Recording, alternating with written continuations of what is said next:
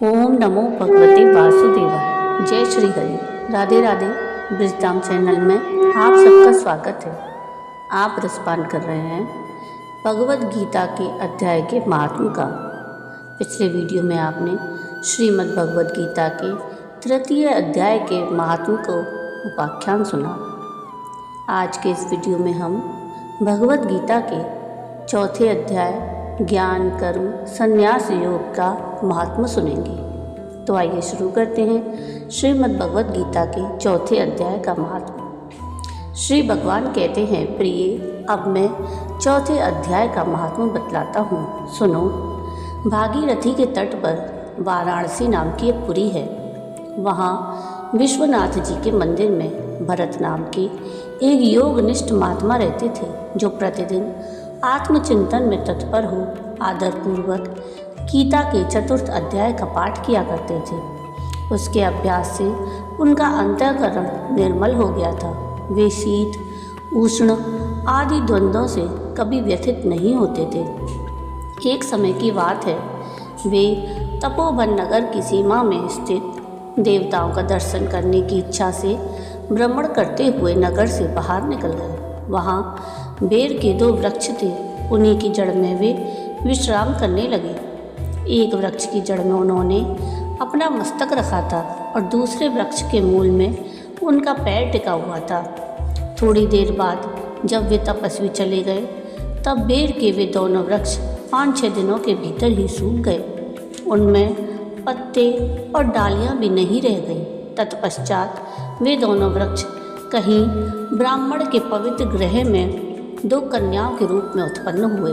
वे दोनों कन्याएं जब बढ़कर 7 वर्ष की हो गईं, तब एक दिन उन्होंने दूर देशों से घूमकर आते हुए भरत मुनि को देखा। उन्हें देखते ही वे दोनों उनके चरणों में पड़ गईं और मीठी वाणी में बोली, मुनि, आपकी ही कृपा से हम दोनों का उद्धार हुआ है।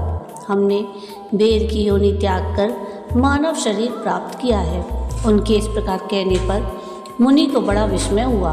उन्होंने पूछा, पुत्रियों, मैंने कब और किस साधन से तुम्हें मुक्त किया था?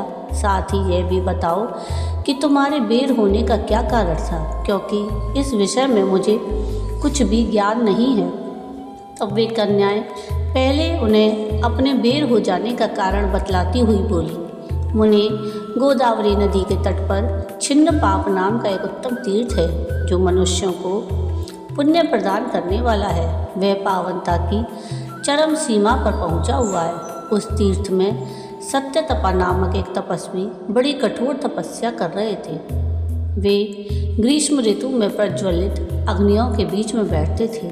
वर्षा काल में जल की धाराओं से उनके मस्तक के बाल सदा भीगे ही रहते थे और जाड़े के समय में जल में निवास करने के कारण उनके शरीर में हमेशा रोंगटे खड़े रहते थे।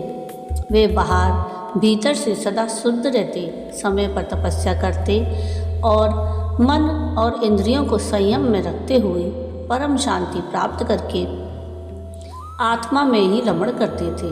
वे अपनी विद्वता के द्वारा जैसा व्याख्यान करते थे, उसे सुनने के लिए साक्षात ब्रह्मा जी भी प्रतिदिन उनके पास उपस्थित होते और प्रश्न करते थे। ब्रह्मा जी के साथ उनका संकोच नहीं रह गया था, अतः उनके आने पर भी वे सदा तपस्या में मग्न रहते थे। परमात्मा के ध्यान में निरंतर संलग्न रहने के कारण उनकी तपस्या सदा बढ़ती रहती थी। सत्यतपा को जीवन मुक्त के समान मानकर इंद्र को अपने समृद्धशाली पद के संबंध में कुछ भय हुआ। तब उन्होंने उनकी तपस्या में सैकड़ों विघ्न डालने आरंभ किए। अप्सराओं के समुदाय से हम दोनों को बुलाकर इंद्र ने इस प्रकार आदेश दिया, तुम दोनों उस तपस्वी की तपस्या में विघ्न डालो, जो मुझे इंद्र पद से हटाकर स्वयं स्वर्ग का राज्य भोगना चाहता है। इंद्र का यह आदेश पाकर हम दोनों उनके सामने से चलकर गोदावरी के तीर पर, जहाँ वे मुनि तपस्या करते थे, आए और वहाँ मंद और गंभीर स्वर से बजते हुए मृदंग तथा मधुर वेणुनाद के साथ हम दोनों ने अन्य अप्सराओं से मधुर स्वर में गान आरंभ किया। इतना ही नहीं, उन योगी महात्मा को वश में करने के लिए हम लोग स्वर, ताल और लय के साथ नृत्य भी करने लगी। बीच बीच में जरा जरा सा आंचल खिसकने पर उन्हें हमारी छाती भी दिख जाती थी।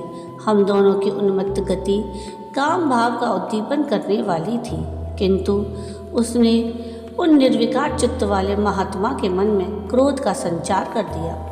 तब उन्होंने हाथ से जल छोड़कर हमें क्रोधपूर्वक श्राप दिया, अरे तुम दोनों गंगा जी के तट पर बेर के वृक्ष हो जाओ।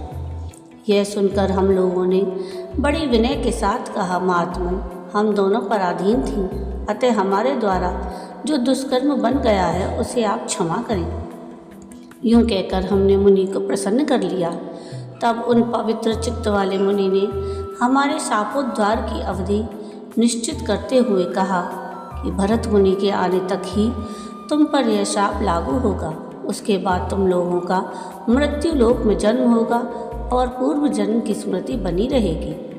मुने, जिस समय हम दोनों बेर वृक्ष के रूप में खड़ी थी, उस समय आपने हमारे समीप आकर गीता के चतुर्थ अध्याय का जप करते हुए हमारा उद्धार किया था, अतः हम आपको प्रणाम करते हैं। आपने केवल श्राप से ही नहीं, इस भयानक संसार से भी गीता के चतुर्थ अध्याय के पाठ के द्वारा हमें मुक्त कर दिया। श्री भगवान कहते हैं, उन दोनों के इस प्रकार कहने पर मुनि बहुत ही प्रसन्न हुए और उनसे पूजित हो विदा लेकर जैसे आए थे वैसे ही चले गए, और वे कन्याएं भी बड़े आदर के साथ प्रतिदिन गीता के चतुर्थ अध्याय का पाठ करने लगी, जिससे उनका उद्धार हो गया। आज श्री चतुर्थ अध्याय समाप्त। तो ये थी गीता के चतुर्थ अध्याय का महात्म्य। आपको आज का ये वीडियो कैसा लगा मुझे कमेंट करके ज़रूर बताइएगा, और अगर आपको आज का ये वीडियो पसंद आया हो तो प्लीज़ इसको लाइक शेयर ज़रूर कीजिएगा, और प्लीज़ मेरे चैनल को सब्सक्राइब कीजिएगा, और कमेंट में राधे राधे ज़रूर लिखिएगा। वीडियो पूरा देखने के लिए थैंक यू। राधे राधे।